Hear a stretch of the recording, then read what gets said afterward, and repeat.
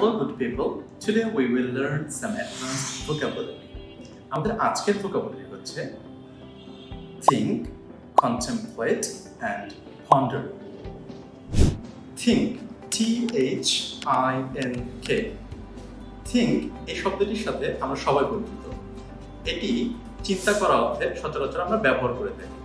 কিন্তু এর অ্যাডভান্সড এবং সুন্দর vocabulary হচ্ছে contemplate, C-O-N-T-E-M-P-L-A-T-E, contemplate.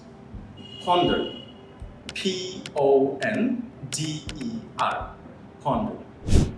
উদাহরণস্বরূপ আমরা I'm thinking of searching for a job.